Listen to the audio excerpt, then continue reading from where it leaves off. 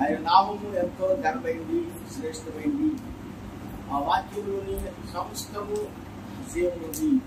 ఆ వాక్యమే కార్యములు చదివాడు. కాబట్టి మనము వాక్యంలో ప్రవేశించుడుగా దేవుడు మనల్ని దీవించి ఆయన శ్రేష్టమైన మాటలతో మనల్ని బలపరచుకుంటున్నాక ప్రభావ పరిశుద్ధంగా ఈ తెలుగు తండ్రి శ్రేష్టమైన ఆశీర్వాదాలు ఈ వర్తమానంలో మమ్మల్ని బలపరిచి నీ ప్రభుత్వం సహాయం దయచేయండి. సమయము మాకు ఇచ్చామంటే గొప్ప ధన్యకరమైన సమయం ప్రభా, ఇది ఆశీర్వాదకరమైన ప్రభా. ఎంతో మంది సమయాన్ని లేనట్టు సజీవులుగా క్షేమముగా ఈ యొక్క సన్నిధిలో ఉండటానికి చూపేది ప్రభా. ప్రతి కుటుంబం ప్రతి బిడ్డలో ఈ శ్రేష్టమైన జీవితం చెప్పాలి.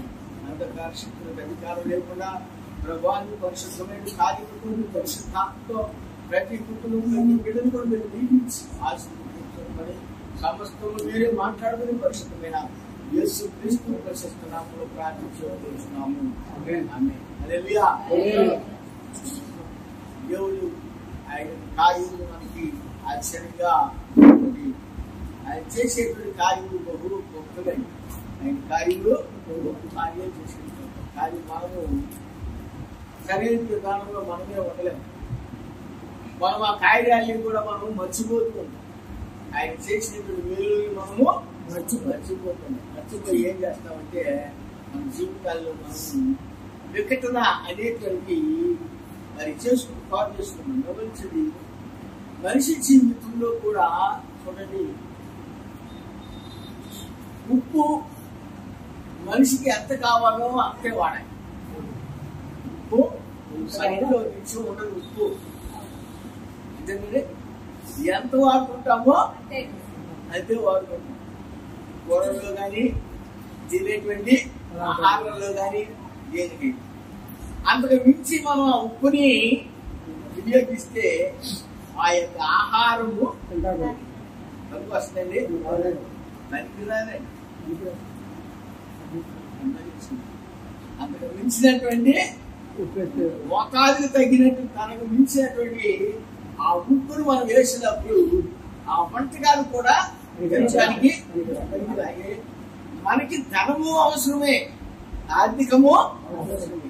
కానీ మనకి ఏ విధమైన అవసరమో దానినే దేవుడు మనకి సమకూర్చి సహాయం చేస్తాం. కానీ మనము ఎలా ఉంటామంటే మితిమీరినటువంటి పరిస్థితులతో మనము ఆ ధనము కొరకు మన జీవితాన్ని మనము దుర్వినియోగం చేసుకుంటున్నాం.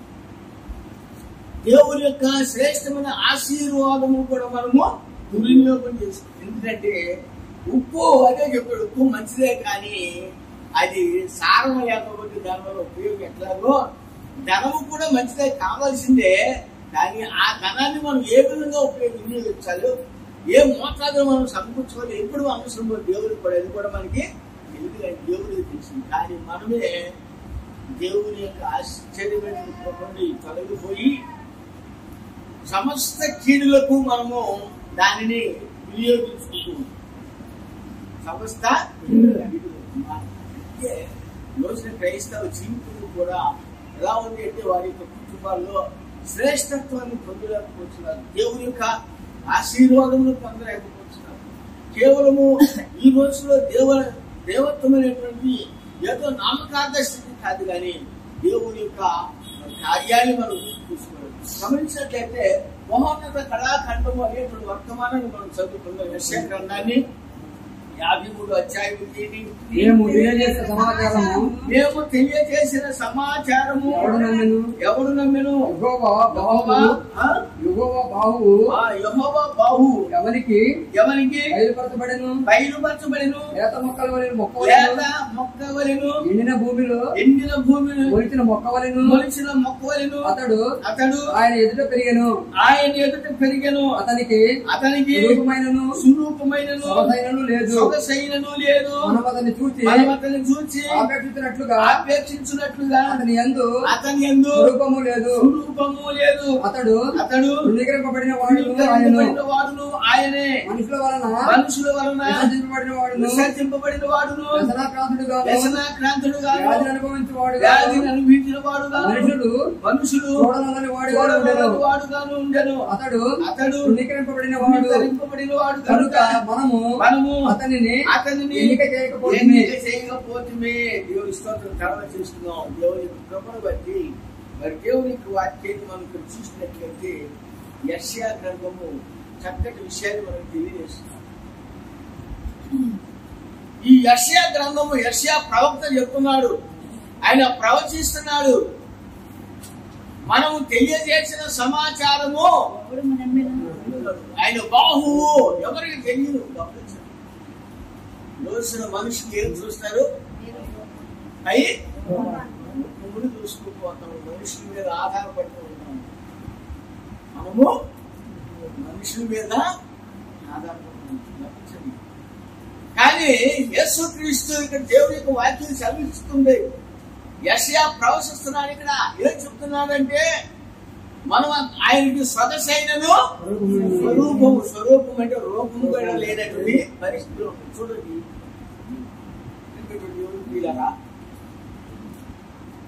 ఒక చిత్రకారుడు ఒక బొమ్మని గీయాలి అంటే తన మనసులో ఏదో ఒక ఆలోచన, ఒక రూపము, తనలో ఒక ఊహ అనేటువంటి రావాల్సి ఉంటుంది. ఒక చిత్రకారుడు ఒక బొమ్మని గీయాలి అంటే అతనికి ఏదో తనక మైండ్ సెట్ ఒక రూపము కావలసి ఉంటుంది. ఆ రూపము తనకి ఆలోచన తన మైండ్ లో మెదులుతూ ఉంటుంది. ఈ రూపాన్ని మనం చెయ్యాలి, ఈ రూపం ఈ బొమ్మని గీయాలి, ఈ బొమ్మకి ఈ విధంగా రూపురేఖలు మెదిలితే ఈ బొమ్మ బాగుంటుంది, ఈ బొమ్మకున్నటువంటి మార్పు ఇది అనేటువంటి ఒక చిత్రకారునికి ఎలాంటి ఊహ ఆలోచన కలుగుతుందో ఆ చిత్రకారుని యొక్క ఆలోచన బట్టి ఆ చిత్రకారుడు ఏం చేస్తాడంటే ఒక రూపాన్ని వేస్తాడు. గీసిన తర్వాత ఆ రూపము చూడడానికి మనకి ఎంతో ఎలా ఉంటుందండి? చాలా ముచ్చట. ఎవరు గీసారో కానీ బొమ్మ చూడండి ఎంత బాగుంది ఈ బొమ్మ. అతని యొక్క మనసులో ఆ విధమైనటువంటి ఆ మెదడులో ఆ హృదయంలో అలాంటి ఆలోచన, ఆ ఊహ గీయించింది. ఆ బొమ్మను గీసిన తర్వాత అది చూడటానికి దానికి ముందు అతనికి గమనించండి, స్వరూపము లేదు, రూపము లేదు, సొగసు లేదు. ఉందా? తన మనసులో ఏదో ఒక ఆలోచన అంతే. మన జీవితంలో కూడా మనం అనుకుంటాం, మనం ఒక రూపానికి వచ్చిన తర్వాత మనం ఎలా అనుకుంటాం అంటే నేను మంచి అందంగా ఉన్నాను, లేక మంచి నా స్థితి, నా యొక్క పరిస్థితి అని మన ఊహలతో మనం ఏ విధంగా అలుముకుంటూ మన స్థితిని మనం మర్చిపోతుంది. కానీ దేవుని యొక్క ప్రణాళికలో నీ యొక్క చిత్రం ఏంటో నీకు తెలియదు. కానీ ఆయన ఆ చిత్రాన్ని, నీ చిత్రాన్ని, నీ పట్టాన్ని గీయక ముందు ఆయనకి తెలుసు. దేవుడు స్తోత్రం. నీవు భూమి మీదకి రాకముందే ఆయన నీకు ఎలా ఉండాలో, నీ రూపం ఏంటో, నీ యొక్క దేశం ఏమైనదో, నీ యొక్క అవయవాలు ఏ స్థితిలో ఉండాలో, నీవు అందంగా ఉండాలో, అంత విహీనంగా ఉండాలో, ఏ విధంగా నీకు నీ యొక్క ప్రతిమను గీయాలో ప్రభుకి ముందే తెలుసు. అలాగే ఈ యొక్క గమనించినట్లయితే ప్రిమిటివ్ దేవుని పిల్లరా, ఒక వ్యక్తి ఒక స్టాట్యూ, ఒక శిలను, ఒక శిల్పి ఒక శిలను చెప్తున్నాడు. చెక్కాలి అంటే ఆ శిల్పికి తన మనసులో ఒక రూపం కావాలి, ఒక రూపం కావాలి. ఆ శిల్పి చెక్కాలి అంటే ఏ రాయమంటే ఆ రాయి చూసుకునేటువంటి పరిస్థితులు. ఆ శిల్పి ఒక మంచి శిలను కొనుక్కుంటాడు. ఆ శిలను కొనక ముందు ఆ శిల ఎలా ఉంటుంది? మామూలు యొక్క శిలలాగానే ఉంటుంది. కానీ దానికి అప్పటికి రూపము రాదు. ఒక రాయి ఒక రాయి, పెద్ద రాయి. మనం అప్పుడప్పుడు ట్రావెలింగ్ మీద వెళ్తామండి, చూసేది లేదు. పెద్ద ఐరన్ రూప్స్ పెట్టి కట్టి తీసుకెళ్తారు. దేనికి అనుకుంటున్నారు? శిల్పాలకి. అది చెక్కక ముందు అది 4 పలకలుగా ఏదో ఒక పెద్ద బండలాగా ఉంటుంది. అలాగే దానికి అప్పటికి రూపం లేదు. ఉందా? 4 పలకలు రాయి పెద్ద బండలాగుంది. వేసుకెళ్ళిపోతా ఉంటారు రూపం కట్టేసి ట్రాకింగ్. ఆ శిల్పి దాన్ని చెక్కాలి అంటే అతనికి తన యొక్క హృదయంలో ఒక రూపం.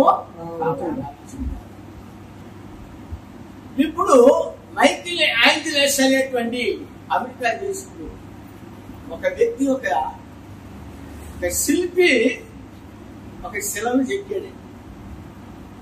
ఆ శిలను చెక్కక ముందు అది ఒక మంచి రాయే గాని ఆ శిలకి అప్పుడు రూపము లేదండి. శిల్పి ఆ రాయిని తీసుకున్నాడు. తీసుకుని ఆ రాయిని తగిన విధానంలో తన చెక్కటానికి రూపానికి చూస్తూ ఉంటే తన మనసులో ఏమొచ్చిందంటే ఒక ఆలోచన వచ్చింది. తన హృదయంలో ఒక ఆలోచన వచ్చి ఏం చేశాడంటే అతని యొక్క నటుడు మోషే యొక్క బొమ్మ చెక్కాలి అనేటువంటిది అతని యొక్క ఆలోచించింది. ఆ శిల్పి ఎన్నో శిల్పాలు చెక్కాడు. ఆ శిల్పి ఎన్నో బొమ్మలు వేశాడు. చాలా జాగ్రత్తగా ఎన్నో బొమ్మలు వేశాడు. ఆ శిల్పికి ఎన్నో అలవాట్లు కూడా ఉన్నాయి. త్రాగుబోతుతనం ఉంది, మద్యపానము, ధూమపానం ఉంది. దానికి ఎన్నో చెడు వ్యసనాలు కూడా ఉన్నాయి. చెడు అలవాట్లు ఉన్నాయి. తన మనస్సులో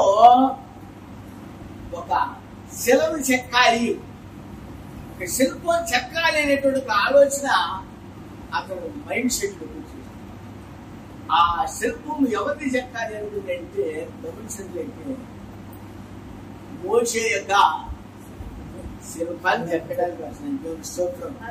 అసలు మోషే ఎలా ఉంటుందో ఆయనకి తెలీదు. ఎందుకంటే మోషే దర్గాము 4,000 సంవత్సరాల క్రితం మోషే.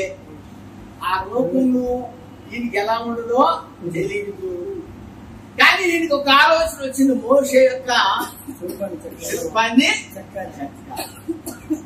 ఆలోచన వచ్చి ఆ యొక్క బండను కొన్నాడు. ఆ బండను తీసుకెళ్లి చక్కగా ఆ పని మొదలెడుతున్నాడు. ప్రతి శిల్పి ఒక్కసారి బొమ్మలు చేయలేని బొమ్మలు ఒక్కసారి ఆ శిల్పి ఆ యొక్క శిలను చాలా ఖైదు పడతాయి. మనిషి జీవితంలో కొంత సమయము మనిషి జీవితంలో ఒక రూపానికి రావాలి అంటే కొంత సమయము. అలాగే ఈ శిల్పి ఆ బొమ్మను తీసుకుని ఆ యొక్క రాయిని తీసుకుని చక్కగా చిన్నగా మొదలెట్టాడు పని చేయడం.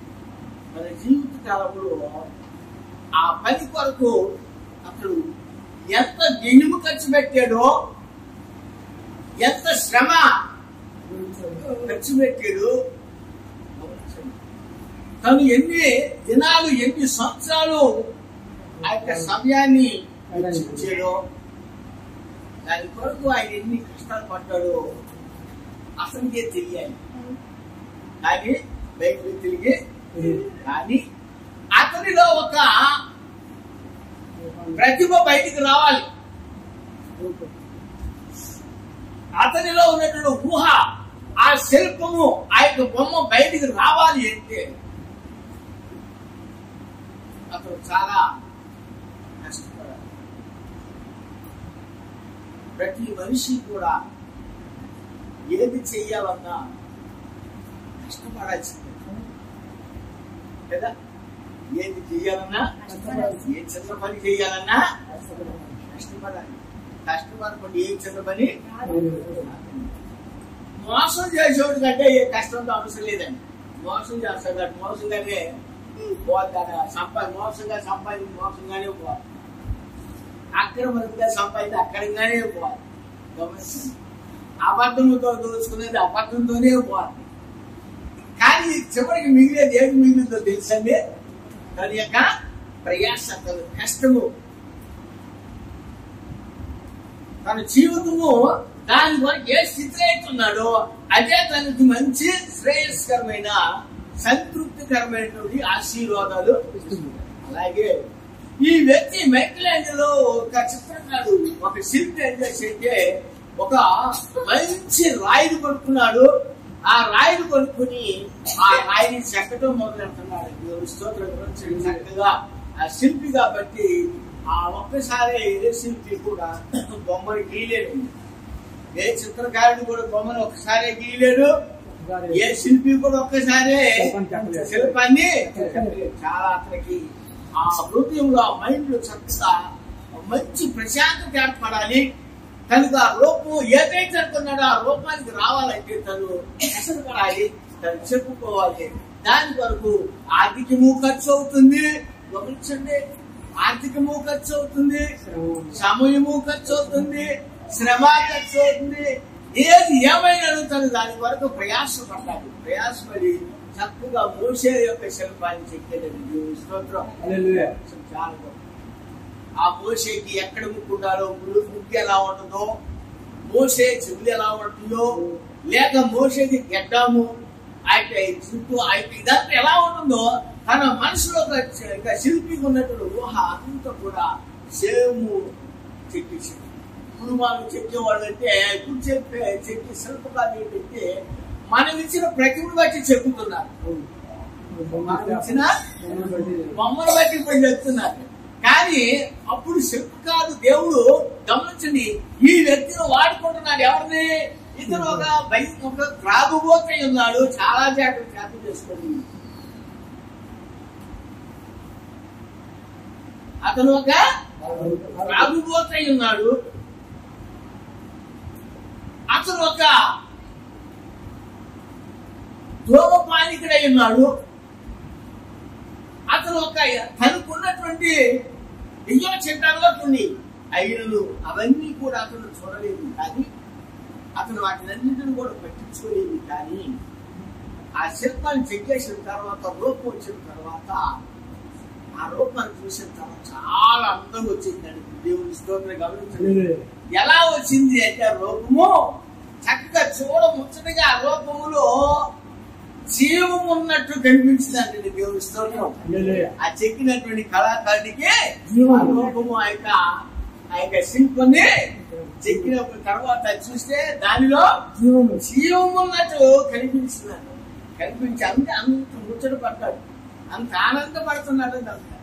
ఎందుకంటే ఆయన చేసేసిన తర్వాత ఏం చేశాడు అంటే అతను ఇక ఆ సంతోషం పట్ల ఆనందాన్ని చూడండి. ఒక్కొక్క వ్యక్తి బొమ్మ గీసిన తర్వాత బొమ్మ చాలా బాగుందంటే దాని మనసులో ఎంతో ఆనందం ఉంటుంది. దాని మనసులో ఎంతో ఆనందపడిపోతాడు. రూపం లేని దాన్ని రూపానికి తీసుకొచ్చాడు కదండి. ఇప్పుడు అసలు మోషే అంటే ఎలా ఉంటాడో తెలియదు, కానీ మోషే యొక్క శిల్పాన్ని ఎక్కేది.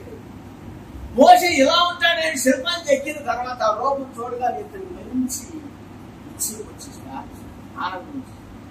ఆనందం వచ్చి ఏం చేసేది ఆ సంతోషాన్ని పట్టలేక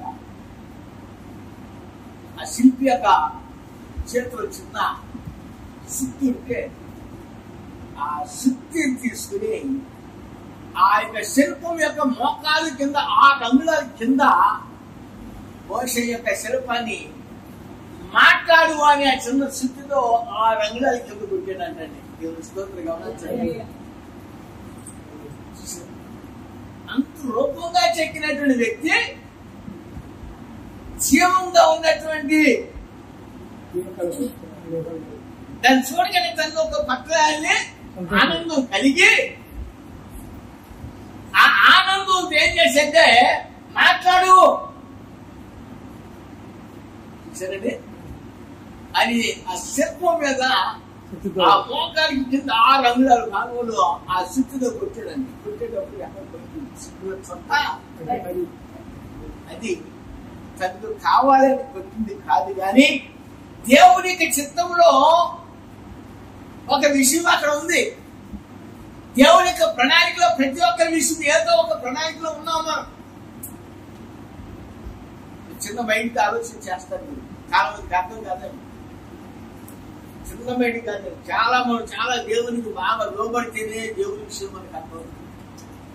ఇప్పుడు ఆ పంటకి సొగసు లేదు, స్వరూపము లేదు. దేనికి? ఆ శిల్పి కొనుక్కొచ్చినటువంటి రాయి. ఆ రాయికి సొగసు లేదు, స్వరూపము లేదు. కానీ ఆ రాయిని కొనుక్కుని ఆ రాయికి ఈ శిల్పకాన్ని ఏం తీసుకొచ్చండి? సొగసును, స్వరూపమును తీసుకుని. దేవుని స్తోత్రం. దేవుని యొక్క ఊహ, దేవుని యొక్క చిత్రములు ఇక్కడ యెషయా చెప్తున్నాడు.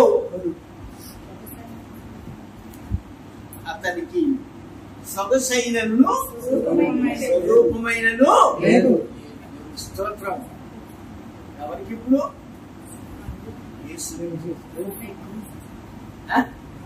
దేవుడు మొదట దేవునికి దేవుని యొక్క ప్రణాళికలో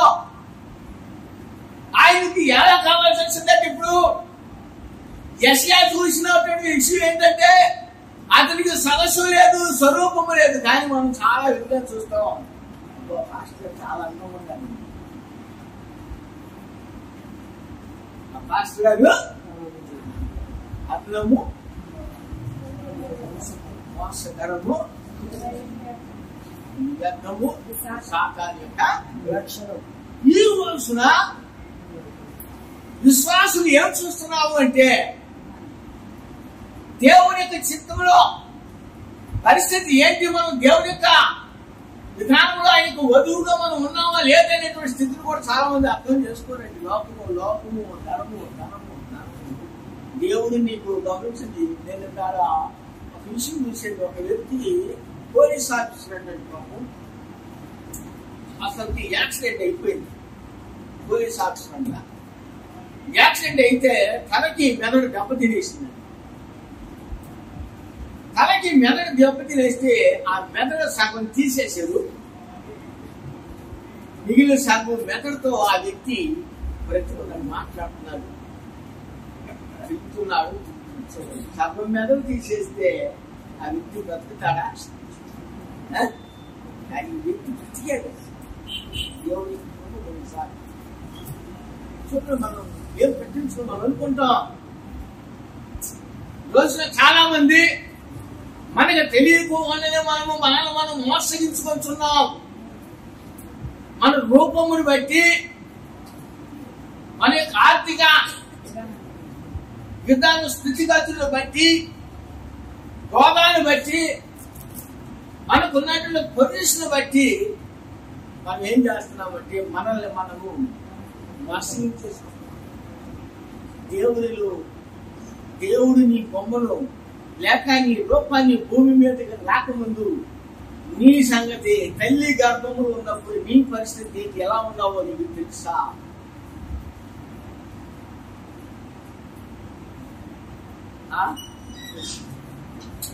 చాలా మంది తల్లి గర్భంలో ఉన్నప్పుడు ఎలా ఉంటారండి? అతనికి రూపం లేదు, అప్పటికి ఆమెకి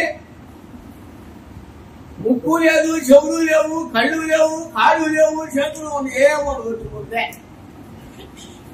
ఎవడంతేనా? ఎక్కడ? మరి దేవుడు మనల్ని ప్రేమించి బయటికి తీసుకొచ్చి చక్కటి రూపాన్ని ఇచ్చి మనకి ఎలాంటి అవయవాలు కావాలో అలాంటి అవయవాలు ఇచ్చి ఆ అవయవానికి మంచి జీవాన్ని ఇచ్చి, మంచి ఆత్మని, మంచి స్థితి ఇచ్చి మనల్ని దేవుడు చక్కగా సంరక్షించి, పోషించి కాపులిస్తే నీ దేవుని విషయంలో ఎంత కృతజ్ఞతగా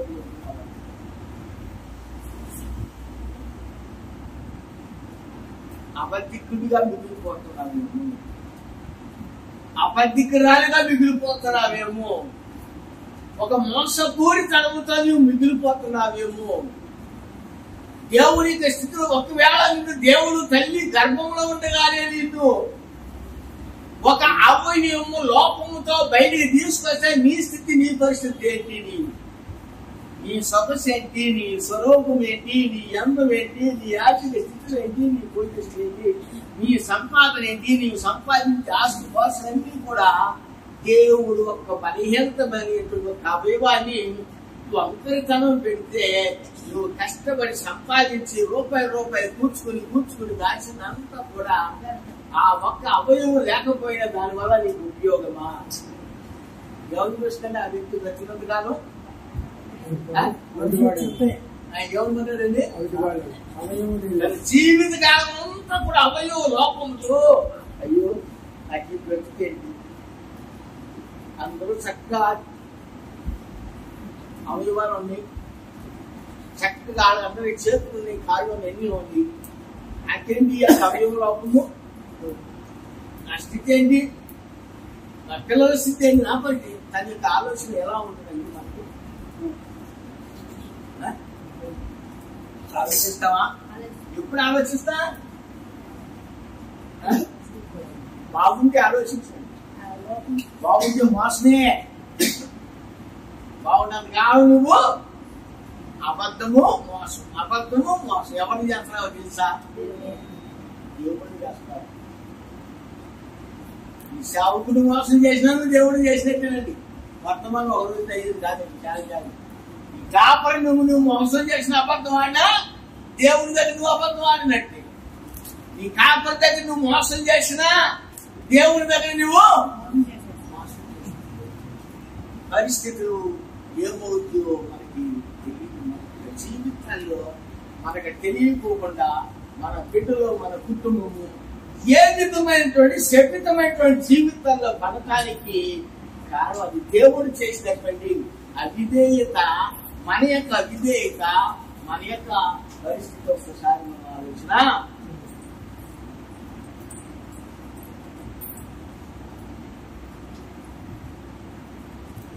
నేను ఆలోచన చేస్తాను. ప్రతి చిన్న విషయానికి ఈ నాలిక కిందకి రాలేదు, ఇడి తిరిగింది. ఇంకా నాలిక తిరిగితే మొక్క తిరిగిపోతుంది, ఇటో తిరిగింది. ఎవరికి తిరుగుతా చెప్పున్నట్టు నాలిక కదా గమనించండి. చూడండి, పాములు తిరుగుతుంది. చాలా జాగ్రత్త.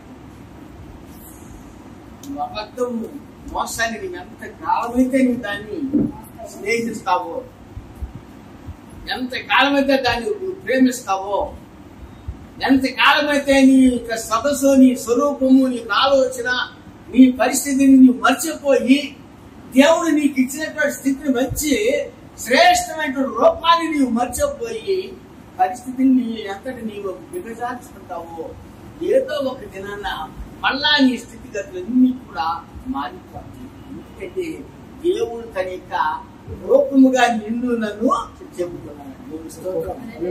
మనం పాడుతా ఉంటాం. శిల్పకారుడా. శిల్పకారుడు ఎవరు? దేవుడు. ఆయన యొక్క రూపంలో మనల్ని తీసుకొచ్చాడండి. తల్లి గర్భంలో ముద్దగా ఉన్నప్పుడు అంతేనా, ఆ ముద్దకి రూపాన్ని ఇచ్చాడు కదండి. అంత గొప్ప దేవుడిని మనం కలిగి ఉన్నామే, మనం ఎందుకు అబద్ధం ఆడుతున్నామండి?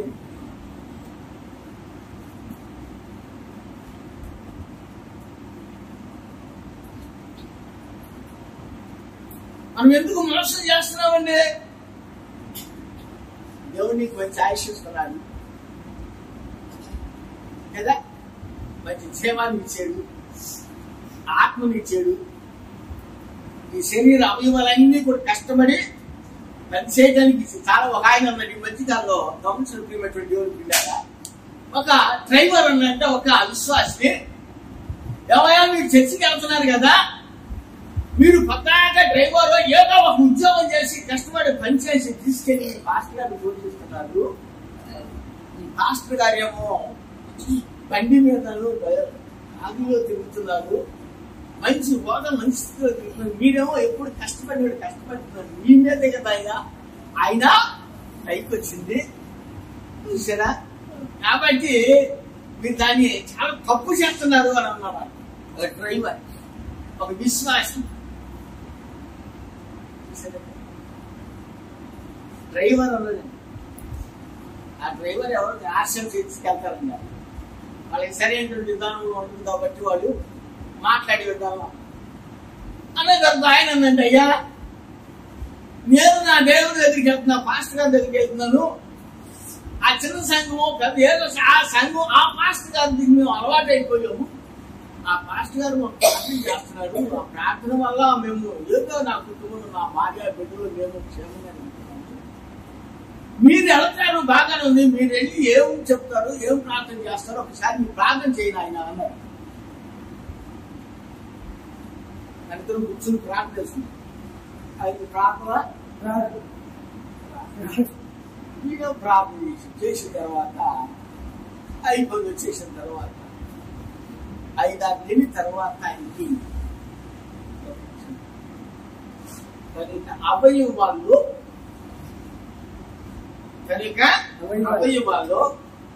ఊపిరితిత్తులు ఫుల్ డ్యామేజ్, దానికి తెలియకో ఫుల్ డ్యామేజ్.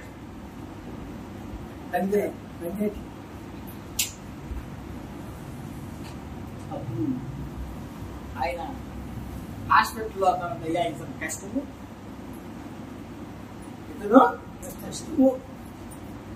మా వాళ్ళు కూడా కాదు, మీరు మీ యొక్క పరిస్థితి అని చెప్పినప్పుడు కాదు వచ్చేసి ఎక్కడికి వచ్చారంటే మళ్ళీ ఎక్కడికి వచ్చేది తెలిసింది. ఏ వ్యక్తినైతే దూషించాడో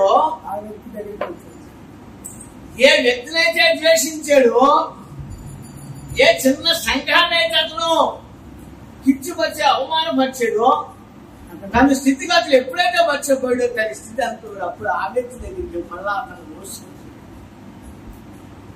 అతను అనుకున్నాడు, చాలా మంది నామకార్థ జీవితంలో ఉన్నటువంటి వారు, అటు ఇటు కానటువంటి వారు, చొక్కాలు గుండీలు కప్పించేసి ఏదో బంగారం చేసుకునేటువంటి వాడు దేవుడు మమ్మల్ని ఎంతగానో ఆచరించాడు చూసేవా వీటి ఆలోచన కలిగి ఒక మూర్ఖ స్వభావం కలిగి మాట్లాడతారు. కానీ అసలు రూపం కలిగి నిన్ను దేవుని యొక్క కుమార్తెగా నీకు రూపాన్ని ఇచ్చినటువంటి ఆ దేవుని నీవు ఎంత కించిపరిచి మాట్లాడుతున్నావు.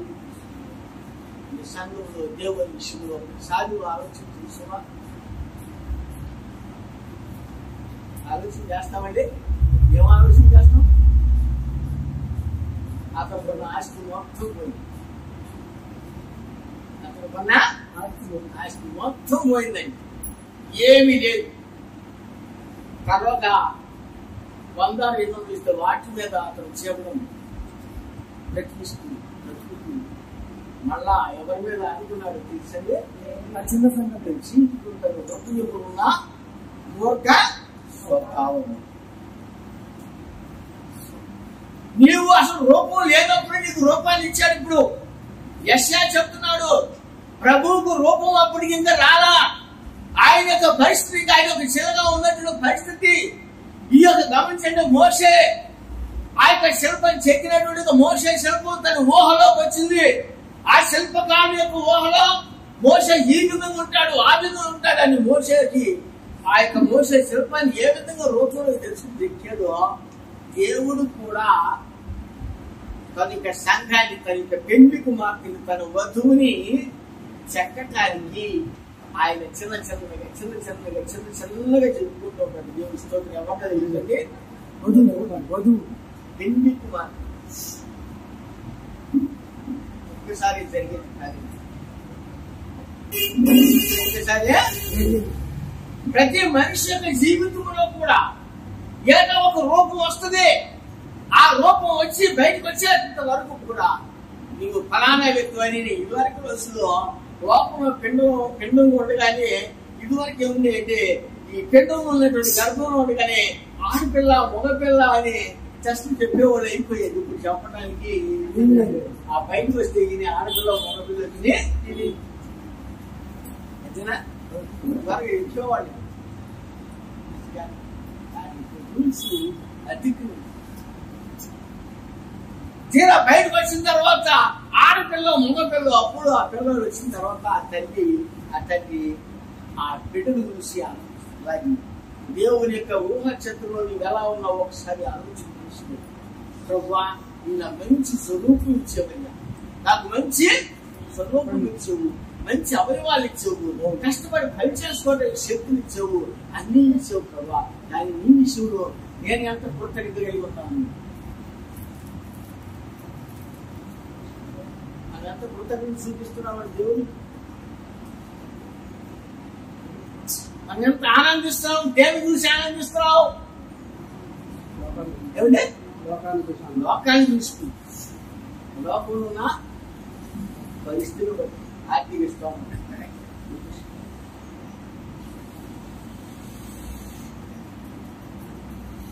ఉప్పు మంచిదే, ఉప్పు నీ కోటలో కావాలి, లేక నువ్వు తినేటువంటి ఆహారంలో కావాలి. ఎంత వేసుకుంటావు నీకు ఆహారంలో కావాల్సింది. ధనము కూడా నీకు ఏ రోజుకి ఎంత కావాలో దేవునికి అంటున్నాడు. ఏ దినము ఆ దినాన్ని చూసి ఆ దినము దేవునికి మానవుడు ఏం చేస్తున్నామండి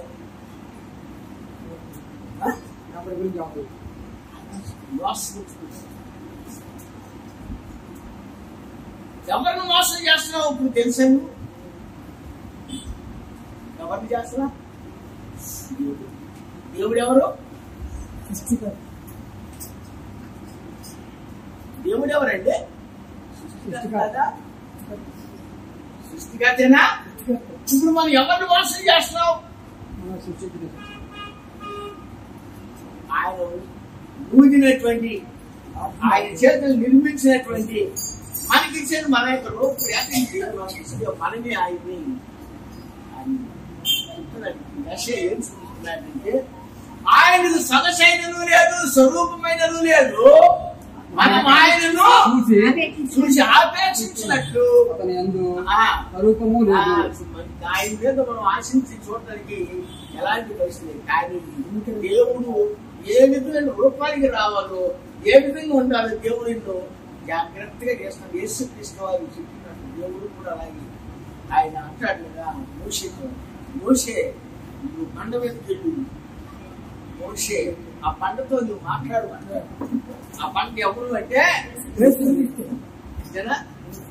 క్రీస్తు రూపంలోకి రాకముందు బండ మీద అక్కడ చూపిస్తున్నాడు. ఆ పంటతో నువ్వు మాట్లాడమన్నాడు. బండతో మాట్లాడతాడు. కానీ మోషే ఏం చేశాడు? ఆ బండకి సరస్సు లేదు, స్వరూపం లేదు. కానీ ఆ బండ క్రీస్తే. ఆ బండ ఆ ప్రత్యక్షత కావాలి. ప్రతి విశ్వాస జీవితంలో ఒక ప్రత్యక్షత ఆలోచన.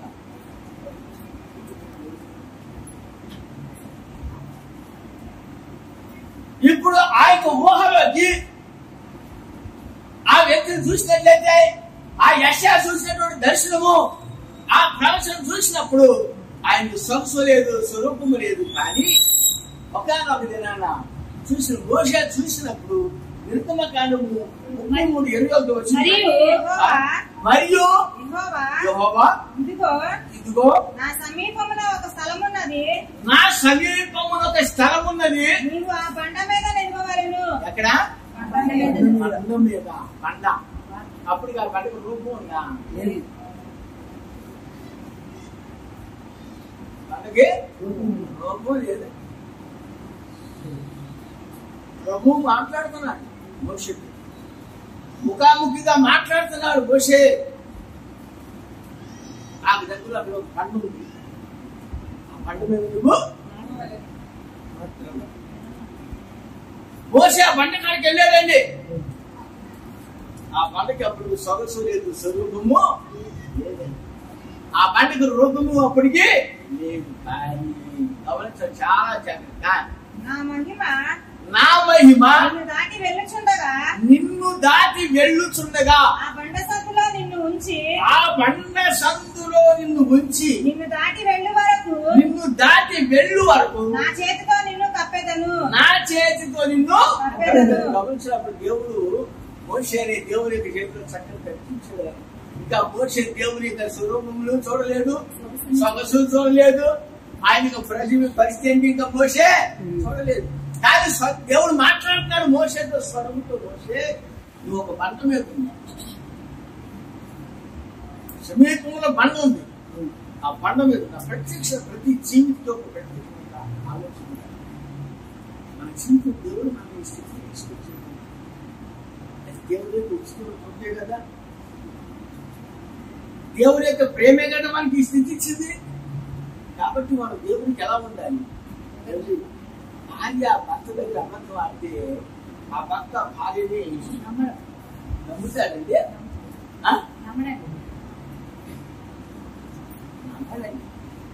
ఒకసారి ఒక పేరు పొరపాటు ఏదో అనుకుని వదిలేస్తాడు.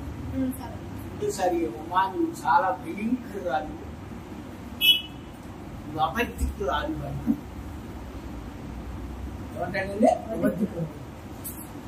చాలా సార్లు చెప్తాను, మోసం చేయవాడికి అబద్ధికుడికి మాత్రము దేవుడు ఆ కుటుంబములను ఆశీర్వదించడానికి 100% వాస్తవం. మోసగారి యొక్క కుటుంబము లేక అబద్ధికుడి యొక్క కుటుంబము కనుక రోజుకు ఒకవేళ నేను అబద్ధము చేసి సంపాదించాను, మోసం చేసి సంపాదించాను, నేను మోసంతో ఏమి అనుకుంటాడే కానీ తన మనసులో అనుకుంటాడే కానీ అది దినానికి కొన్ని స్థితికి అది అతనికి నిరుపయోగముగా అనుభవించలేదు. ఎందుకంటే అతడు దేవునికి దేవుడు, అతడు దేవునికి దేవుడంటే తెలుసా? ఇష్టంలో ఎంత ప్రార్థన చేసినా ఈ పెద్ద నుంచి ఎంత వచ్చినా ప్రయోజనము లేదు. అసహించుకుంటాడండి. అయినా పర్వాలేదు, దేవుడు అసహించుకున్నా పర్వాలేదు, మేము అబద్ధం మాత్రం దాన్ని ఉపయోగిస్తాం. ఎక్కడుందో తెలుసా మీకు స్థానము? ప్రకటన ఏంటండి? దేవుడు చెప్పేది అయినా సరే అబద్ధం, కానీ నాకు అది అభ్యాసం, అదే అలవాటు, అభ్యాసం అండి. అది చిన్నప్పుడు ఉప్పు బాగా వచ్చిందండి అభ్యాసం అంటారు చాలా మంది. దీంతో ఉక్కు బాగా వచ్చిందండి మోసము. చిన్నప్పటి సాధన వచ్చిందండి, ఆ సాధన ఇప్పుడు కాదండి. అనుకుంటాను ఏదో ఒక దినాన్న జీవితము, నీ కుటుంబము, నీ పరిస్థితుల ప్రభావం అంతా కూడా శూన్యములో కలవలసింది. దేవుడు చెయ్యి పెడితే మనం ఏమవుతామంటే అంతా నిజంగా మనం వస్తే ఆలోచన వస్తుందంటే అయ్యో ఊరికి అబద్ధం ఆడేసినే, మాస్టర్ గారికి అబద్ధం చెప్తాం, మిస్టర్ గారికి అబద్ధం చెప్తుంది, ఎవరికి అబద్ధం చెప్పినట్టు మీకు తెలుసా?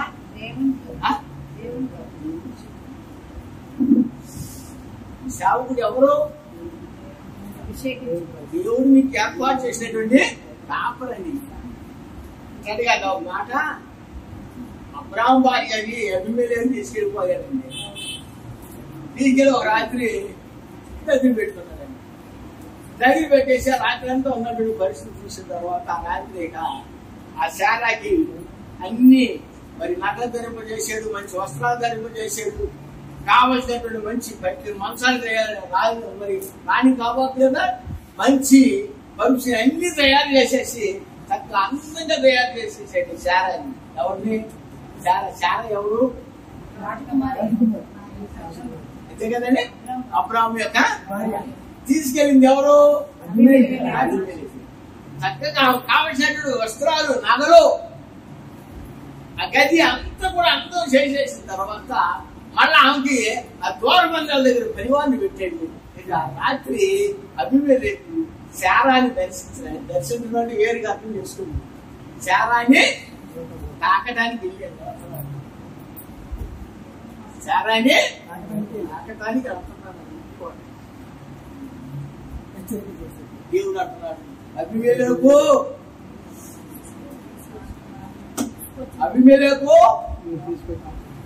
తీసుకొచ్చినటువంటి ఆమె ఎవరనుకున్నావు? ఒక ప్రవక్త యొక్క భార్య. ఎక్కడి దాకా వెళ్ళాడు అభిమేలెకు? శారాకి ఎన్ని ధరింపు చేశాడు? మంచి వస్త్రాలు, మంచి నగలు, ఆ యొక్క తన యొక్క బెడ్రూమ్ అంతా కూడా సిద్ధం చేసి సుగంధ తైలాలు అన్ని చేసేసి చేసిన తర్వాత టచ్ అయితే జననివ్వలేదు. దేవుడు మాట్లాడుతున్నాడు, అభిమేలెకు తీసుకొచ్చినటువంటి వ్యక్తి ఎవరో తెలుసా? పురుషునికి భార్య. ఒక పురుషునికి భార్య కనుక ఆమె నిమిత్తం నువ్వు చచ్చిన వాడు, ఆ నిమిత్తము నువ్వు చచ్చిన వాడు కోసమా అని చెప్పి అది ఎవరు అనుకున్నావు? ప్రవక్త యొక్క భార్య. ఆయన ప్రార్థిస్తే నువ్వు బ్రతుకుతావు, అతను నువ్వు రాస్తావు అన్నాడు దేవుడి స్తోత్రం. ఒకటే ఉన్నాడా? అంతేనా? దేవుని యొక్క చిత్తంలో ఉన్న కాపరులు యొక్క సేవకులైనప్పుడు నీవు ఒక విశ్వాస స్థానంలోనో ఒక సంఘంలో ఒక పరిచయం ఉన్నటువంటి ఒక వ్యక్తిగా నీవు ఉన్నప్పుడు నీ కాపరి విషయంలో ఎంత నమ్మకం కలిగి ఉండాలి. ఈ కాపరి ఎవరు? అతను ప్రార్థన చేస్తే నీ కుటుంబము, అతడు ప్రార్థన చేస్తే నీ కుటుంబము, అతడు ప్రార్థన చేస్తే నీకున్నటువంటి పరిస్థితి ఇది. కానీ ఆ ప్రవక్త యొక్క విషయంలో ఒకవేళ అభిమేలెకు వెళ్ళి దాంట్లో చెల్లిపోతే ఏమయ్యేవాడు?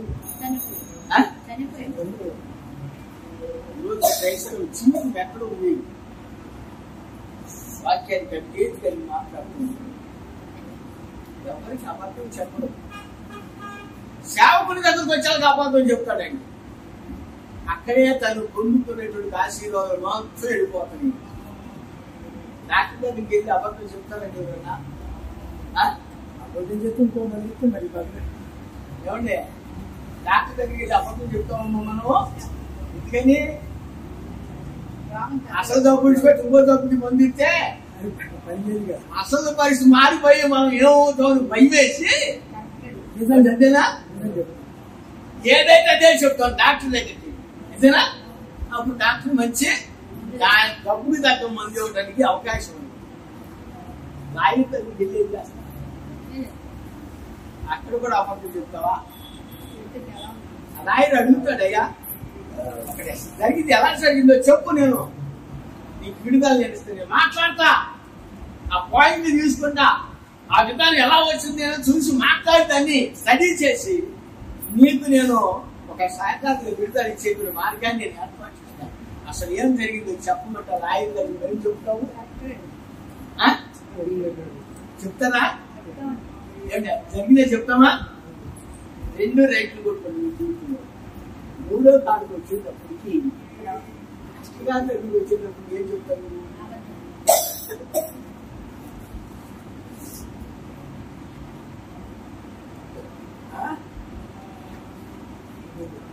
సేవకుని దగ్గరకు వచ్చేటప్పుడు నువ్వేమి చెప్తావు? నిజం చెప్తావా?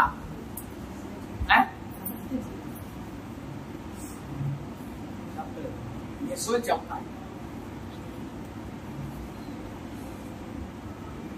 నిజము. అప్పుడు దేవుడు నీ కుటుంబానికో నీ జీవితానికో దేవుడు తన యొక్క కాపరి ద్వారా నీ సేవకుల ద్వారా నీకు ఒక మార్గాన్ని తెలియజేస్తాడు.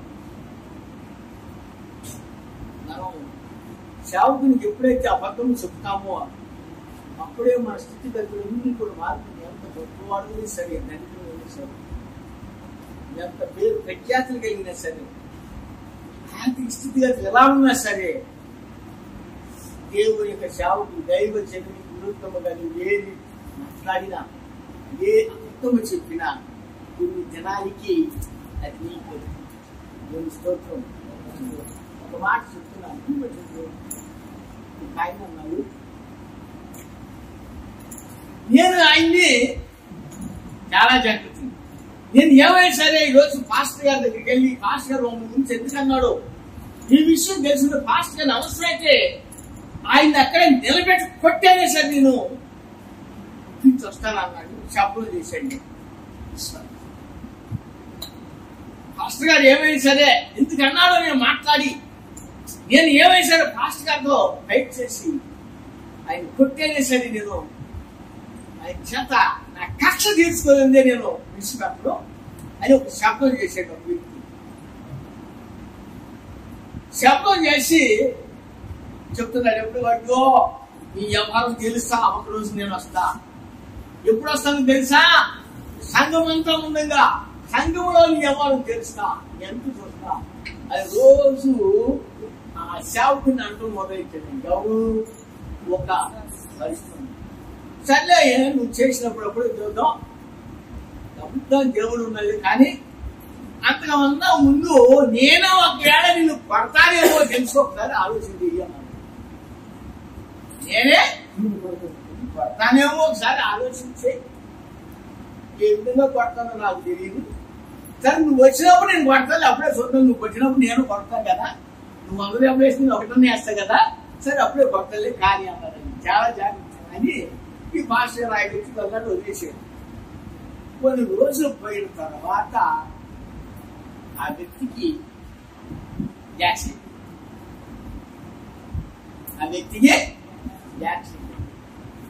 యాక్సిడెంట్ అయిపోయాక చనిపోయే పరిస్థితి వచ్చేసింది. హోప్లెస్ పరిస్థితి అయ్యా బాబు. అప్పుడు ఆ పాస్టర్ గారికి మాట అన్నాడు కదా, సరే తెలిసిందంట, అయ్యా పలానా వ్యక్తి నిన్ను పడతానన్నాడు కదా, ఆ వ్యక్తి అలా జరిగింది అయ్యా. అయ్యా మరి ఏంటి పరిస్థితి? నేనేమనలేదు, నేను పడతాను, 500 పడతాను అన్నాడు. కొట్టేశాను కదా అన్నాడు. కొట్టేశాను కదా అని. అదేంటయ్యా యాక్సిడెంట్ అయింది. నేను కాదు కొట్టింది, నేను కాదు, నాలో ఉన్నవాడు. ఎవరు? నాలో ఉన్నవాడు.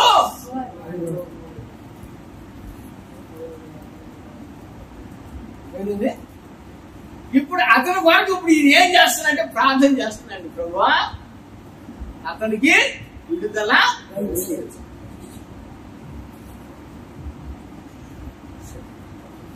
అతనికి స్వస్థపరిచి. మనకి అవిధేయతతో మనం ఏం చేస్తామంటే కొన్నిసార్లు ఆర్థికంతో కన్ను మేము కానని స్థితిలో ఉంటాం. ఒక అహంభావంతో, లోక స్నేహంతో దేవుని వాక్యములకు తిరస్కరించేసి ఈ సేవకుని విషయంలో కూడా, అది కాపరి విషయంలో కూడా నువ్వు ఎలాంటి ద్రోహి అవుతున్నావంటే ఏదో ఒక దినాల్లో నీవు దానిని రాకవలసి వస్తుంది. లక్ష్యంతో ఉండొచ్చు. స్తోత్రం. ఒక చిన్న విషయానికి వెళ్ళాడు, ఒక చోటకి వెళ్ళాడు. నేను నాతో పాటు వ్యక్తి చాలా కాలం దగ్గర మా పెద్దోడు పుట్టాడు, చిన్నపిల్లడు. వాడు సంవత్సరం అంతే ఒకటి సబ్ కలెక్టర్ ఆఫీస్కి వెళ్ళామండి. పాస్పోర్ట్ కట్టేది మా నాన్న చిన్నపిల్లడు పాస్పోర్ట్ మ్యాచ్ అయిన విషయంలో రిజిస్టర్ చేయడం తగ్గింది. సబ్ కలెక్టర్ ఆఫీస్కి వెళ్ళిన తర్వాత సబ్ కలెక్టర్ ఆఫీస్ నాతో వచ్చాను. మొత్తానికి అతను వచ్చిన తర్వాత నేను అయ్యా నేను పలానా చెప్పాను. ఈయన వెళ్ళి ముందు ఉంటాడు కదా, బండిలో అధ్యయన్ గారు ఉంటాడు కదా, అదే మీరేం చేస్తారు. నాకన్నా ముందు వ్యక్తి వచ్చాడు. నాకన్నా ముందు నేను అయ్యా నేను ఫాస్ట్ నేను నాకన్నా ముందు ఇంకొక వ్యక్తి లేదండి. ఆ వ్యక్తి ఒక లోపల సరే ఇది వెళ్ళి లోపలికి వెళ్ళాను. సబ్దాలతో మొత్తానికి గుర్తులేదండి. దాదాపు 20 సంవత్సరాలు 23 సంవత్సరాలు చెప్తాను. అప్పుడు ఆయన ఏం చేసేది, పాస్టర్ గారు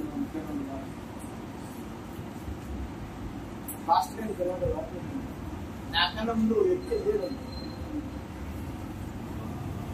అప్పుడు నాకు సరైన వస్త్రాలు కూడా లేవు, సరైన బట్టలు కూడా లేవు. నా పరిస్థితి అప్పుడు ఎవరో మా తోడు ఎవరో పడుతుంది, అవి సైజ్ చేసి వేసుకున్న రోజు ఉంటుంది. ఆ రోజు నేను గొప్పలు కాదు, ఇప్పుడేదో కాలు రేఖలు వేసేసి లేకపోతే మా పరిస్థితి నా పేదరికమే తెలియదు, నా ప్రొజెక్షన్ తెలియదు, మాస్టర్ అన్నింటికి ఏం లేదని జీవితం ఎప్పుడు కూడా వ్యక్తిని గుర్తు చేసుకోండి. పెద్దవాడు పరిస్థితి ఇలాగానే చూసి కానీ పరిస్థితి నాకు గమనించింది. దేవుడు ఎప్పుడు కూడా దేవుడు తన ప్రణాళిక ఆయన ఏం కార్యం చేయలేదు. సేవకుల విషయంలో చాలా మంది విలువ కలిగిన తెలిసిన వాళ్ళు ఉంటారు, ఒక మూర్ఖ స్వభావం కలిగిన వాళ్ళు ఉంటారు. మిడిమిడి జ్ఞానం అంటాం దాన్ని. ఏ జ్ఞానం అంటే మిడిమిడి జ్ఞానం. ఆర్థిక స్తోమత కళ్ళు మిడి కానీ మాట్లాడుతుంది. ఆర్థిక స్తోమత పెరగాలి, నేనేంటి ఎవరేంటి రాష్ట్రాన్ని అయ్యింది ఎంత అశాన్ని ఎంత వేసేంత చేతులు ఏదో ఒక దినాన్ని తగిన ప్రతిఫలము ఉండాల్సిందే. ఎందుకంటే దేవుడు తన యొక్క స్వరూపంలో తన సేవకుని ఏర్పాటు చేసుకున్నాడు. దేవుడు తన స్వరూపంలో తన కుమారుని ఏర్పాటు చేసుకున్నాడు. దేవుడు తన స్వరూపంలో తన వధువుని చెప్పుకున్నాడు. దేవుడు తన స్వరూపంలో తన యొక్క పెళ్లి కుమార్తెని చెప్పుకున్నాడు. ఒక రూపానికి రావాలి అంటే ఆయన చెప్పుకున్నాడు, నా పెళ్లి కొన్నావు, నేను చేసుకుని వివాహం అనేది ఆ భార్య ఈ రూపంలో ఉండాలి. ఎలా ఉండాలి? ఇప్పుడు మోసపోతున్నా, అబద్ధముతున్నా. అబద్ధము మనకి ఎంత ప్రమాదం తీసుకొస్తుంది సార్. అబద్ధం ఆడి నువ్వు ఎంత సంపాదిస్తావో ఏ దాంట్లో నువ్వేమో అనిపించు, సుఖాన్ని అనిపించలేదు. దైవ గ్రంథంలో చెప్తున్నాను, దానిలో నువ్వు సుఖాన్ని అనిపించలేవు. మోసం చేసిన విషయంలో గమనించండి. ఎవరు మోసం చేసి సంపాదించిన వ్యక్తి ఎవరో తెలుసా? ఏమైనా అనిపించారా? ఆ కార్యం ఏమైనా అనిపించారా? ఏమండి అననీయ సభ్యులు ఏమైనా అనిపించారా? వాడు గొప్పవాడు ఆ కాలంలో అనిపించండి, ఈ కాలం నీలో అనిపిస్తావు. అబద్ధం ఆడి మోసం చేసి నీ దేవుని విషయంలో వాక్యానికి విరుద్ధమైన జీవితం జీవిస్తుంది కదా. ఆయనకు పెళ్లి కుమార్తెగా, ఆయనకు వధువుగా నీవు ఎలా ఉండగలుగుతావు? అబద్ధం ఆడేటువంటి ఎవరైనా చేసుకుంటాడు. అబద్ధం ఆడేసి ఎవరో ఉత్సికమరాదు పెద్దవరా చాలా హీయమైన జీవితంలో గుర్తుపెట్టుకుంది. దానివల్ల కుటుంబములు పతనమైనాయి కానీ ఆశీర్వాదము పొందలేదండి. మరి చెప్తున్నాను, ఎందుకనంటే దేవునికి ఇష్టమైంది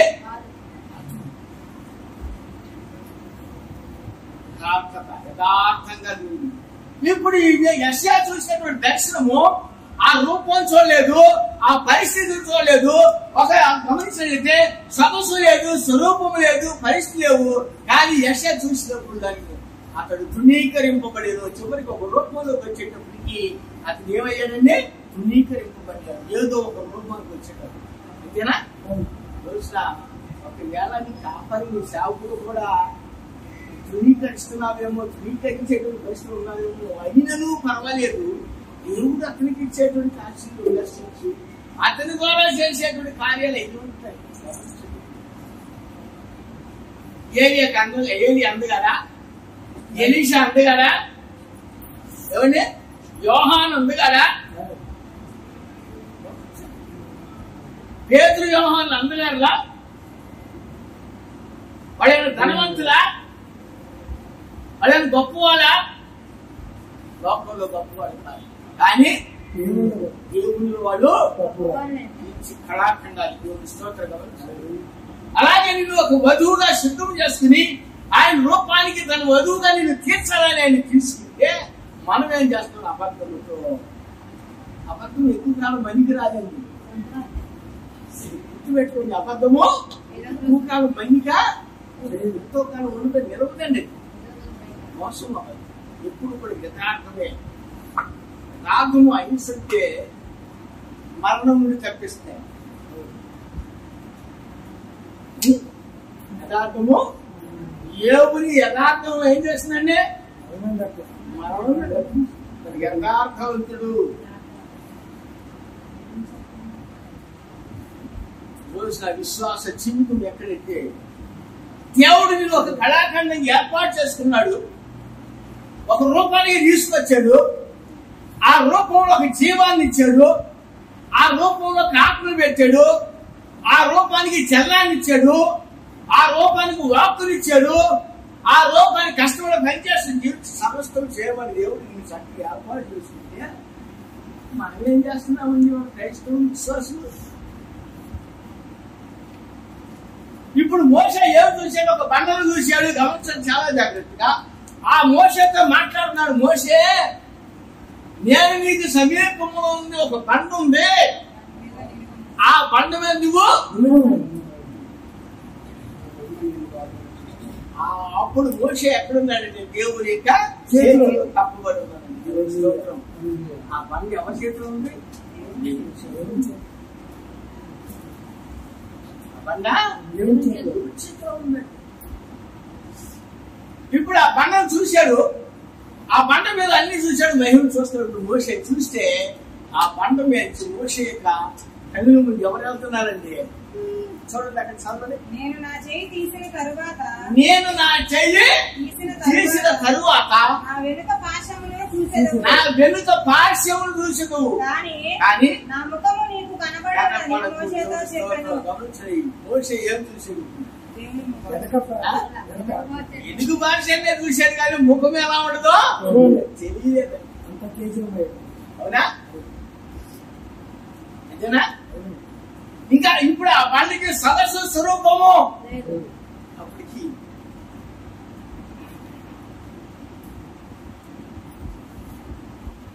దేవుడు తన వెనుక పార్శ్వం చూపించాడు మోషేకి. ఎదర పార్శ్వం ఎలా ఉందో ఆయనకి తెలియదు. ఆయనకు ముఖం వచ్చేసి ఎలా ఉందో తెలియదు. కానీ ఇక్కడ యెషయా ప్రవచిస్తున్నాడు ఏమని? అతనికి సదస్సును స్వరూపము లేదు, మనం అపేక్షించినట్లుగా అతనికి ఈ కూడా లేవు. అన్ని చక్కగా వివరంగా యెషయా చెప్తున్నాడు. ఇప్పుడు మోషే చూసినటువంటి దర్శనం ఏంటంటే ఎలుగు పార్శ్వం చూశాడు, కానీ చంద్రబాగాన్ని మోషే చూడండి. స్తోత్రం.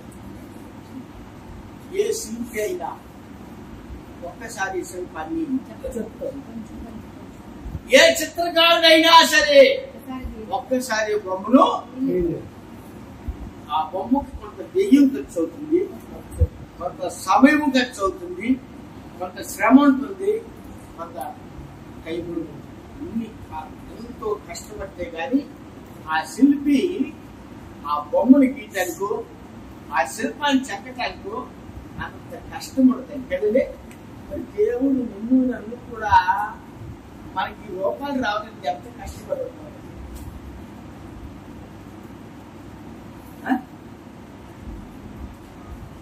తల్లి గర్భంలో ఉండగా నిన్ను కుంటోడు గానో గుట్టోడు గానో అంగహీనుడు గానో చెవుటోడు గానో మోగోడు గానో ఆ విధంగా నిన్ను అని కుటుంబాలు బిడ్డలు ఎవరికైనా ఒక శాపగ్రస్తమైనటువంటి పరిస్థితి ఇస్తే ఏమవుతావు? ఒక్కసారి ఆలోచించే జీవితాంతం కూడా ఆ శాపగ్రస్తమైన వ్యక్తి గురించి ఏం చేస్తామండి?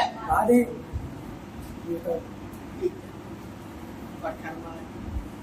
పరిస్థితి అని అంటేనే గాని దేవుడి మీద నమ్మకం వేస్తావని నింద వేస్తావు, గాని ఆ లోపము నీది అని నేను ఎప్పుడన్నా గ్రహించాను.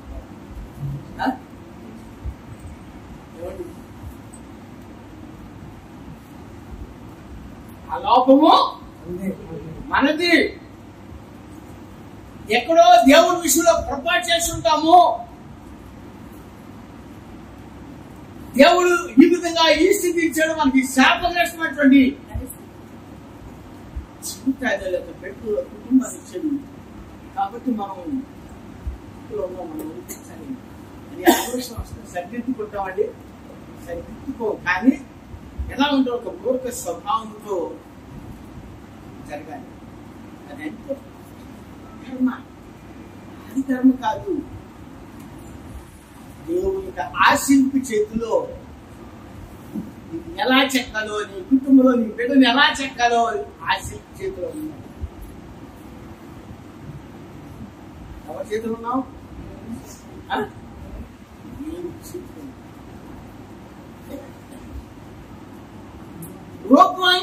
ఉండదు, కానీ ఉపయోగం పైకి అంతగానే అన్నీ ఉంటాయి. కానీ అది చూడదు, అది చూడుతున్న తెలిసాడు తప్ప మనకి తెలియదు. పైకి రూపం అంతా బంధానికి మాట్లాడు మనిషి అంటాడు కదా, అయ్యా నేను నోటి మాంద్యం గలవాడిని, అయ్యా నేను నాలుక మాంద్యం గలవాడిని. రూపం అయితే బాగానే ఉంది మోసి, ఎవరిని ఎత్తనా అయ్యా నేను నాలుక మాంద్యం గలవాడిని, అయ్యా నోటి మాంద్యం గలవాడిని, అయ్యా నేను వెళ్ళి ఇస్రాయేల్ ఏం మాట్లాడతానయ్యా, పరో ఎదురు నేను ఎలా మాట్లాడతానయ్యా. అప్పుడప్పుడు మగవాళ్ళకి మాట ఇచ్చింది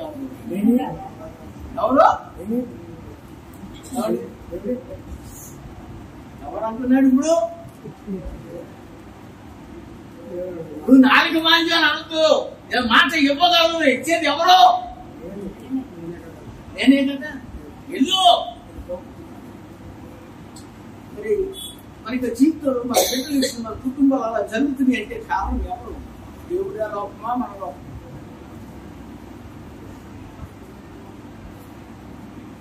మనం ఎక్కడ తప్పిపోతున్నామో తెలుసా? ఎక్కడ తప్పిపోతున్నావు నీకు తెలుసు, గ్రహిస్తున్నావా?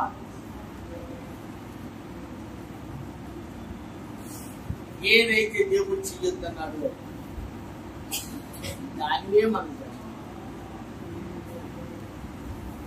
ఏదైతే దేవుడు చెయ్యొద్దన్నాడో దాన్నే మనం చేస్తున్నాం. ఒక అబద్ధముతోనూ ఒక మోసంతో మనం బ్రతుకుతున్నాం. ఈ రోజున క్రైస్తవులు కూడా విశ్వాసంతో అనేక మంది. అందుకే శ్రేష్టమైన ఆశీర్వాదాలు గ్రహించలేక అనేక మంది పరిస్థితులు వారి కుటుంబాలు ప్రతికూలతలు అనుకూలత కాదు కానీ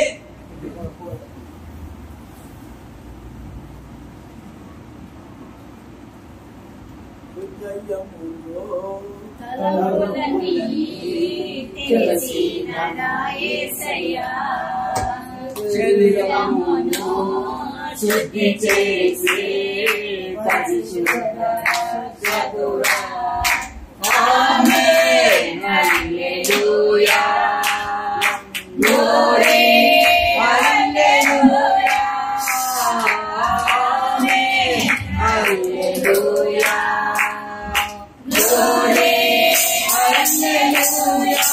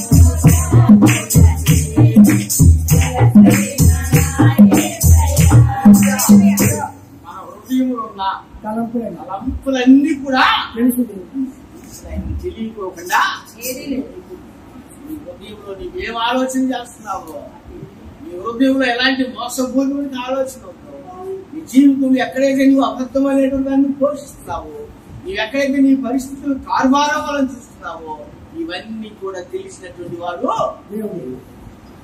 ఆయన నిన్ను తన ప్రతిమగా తనకు రూపానికి తీసుకుంటున్నాడు, తన వధువుగా చేయాలని, లేదా తనక పెంచి కుమార్తెగా, తన సంఘముగా, తనక ప్రథమ ఫలముగా దేవుడు నిన్ను నన్ను ఏర్పాటు చేసుకుని మనకు మంచి అవయవాలు ఇచ్చి, మంచి రూపురేఖలు ఇచ్చి, మంచి స్థితి ఇచ్చి బ్రతకడానికి క్షేమదాయకుడికి ఆశీర్వాదకరమైనటువంటి అన్ని శ్రేష్టమైన జీవితాన్ని ఇస్తే మనం దేవుని విషయంలో ఎంత భయంకర మోసపూర్వకమైనటువంటి స్థితిలో మనం జీవిస్తున్నాం.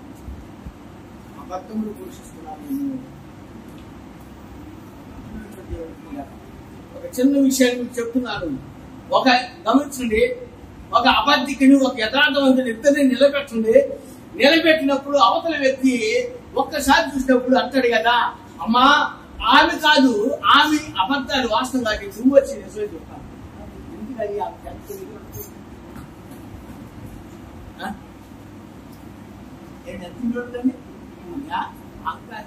నేను నమ్మను, చెప్పమ్మా అంటే ఆ వ్యక్తికి ఎంత విలువ ఉంది. ఇప్పుడు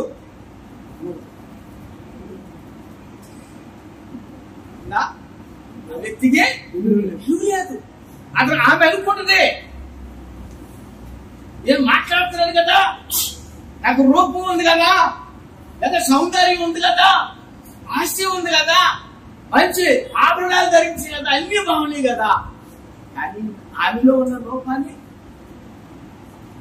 ఆమె కాదు, ఆమె ఎంత దరిద్రాలైనా ఆమె ఏ స్థితిలో ఉన్న ఆమె కాదు.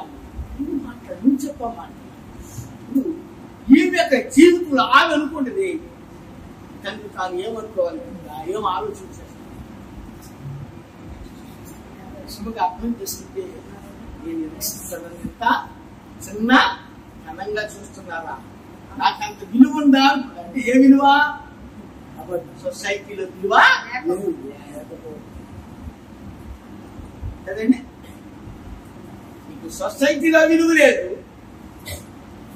నువ్వు అబద్ధికురాలు లేక అబద్ధికుడు అయినావు. కాబట్టి దేవుడు ఒక అబద్ధికుడిగా నిన్ను పక్కన యథార్థవంతుడు దరిద్రుడైనా సరే యథార్థం కలిగి వచ్చింది. అతని మాట ఎంతో ప్రాముఖ్యత ఇస్తాడు. ఎందుకంటే తన హృదయము దేవుడికి తెలుసు. దరిద్రుడు అంటున్నాడు, లాజరు యథార్థవంతుడని ఉన్నాడు, కానీ ఎప్పుడు కూడా అక్కడ స్థితిలో చూడలేదు, జీవించలేదు. కానీ మనం ఏం చేస్తామంటే నోరు ముట్టితే మనం పరిస్థితులు ఏదో సంపాదించాం, ఏదో గొప్పవాడము, ఏదో మన స్థితి అనుకుంటున్నావు. ఏదో ఒక దినాన మొత్తము కూడా అదంతా కూడా ఈ స్థితి నుండి మారిపోతుందేమో ఒకసారి ఆలోచించి దేవుడు నీకు ఇచ్చే ఆశీర్వాదాలు మొత్తం కూడా తీసేస్తున్నాడేమో ఒకసారి ఆలోచించి దేవుడిచ్చే ఆశీర్వాదాలు ఎన్ని అంటే కాబట్టి ఆరోగ్యము, ఆర్థికము,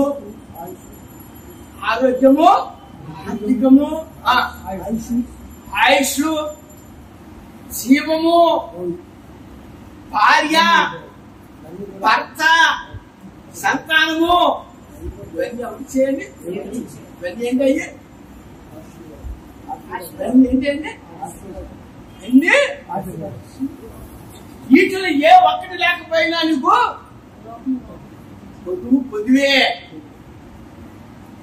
అవునా? వీటిలో ఏ ఒక్కటి లేకపోయినా జీవితంలో నీ కుటుంబంలో ఎక్కడో మధ్యాహ్నకాల సమయంలో దేవుడు తనకు వధువుగా, తనక సంఘముగా భాగ్యగా చెప్పుకుంటున్నారు. దేనితో చెప్పుతున్నారు అంటే వాక్యంతో. దేవుని యొక్క చిత్తమైతే మరొక వారం మనం వర్తమానాన్ని చెప్పుకున్నాం.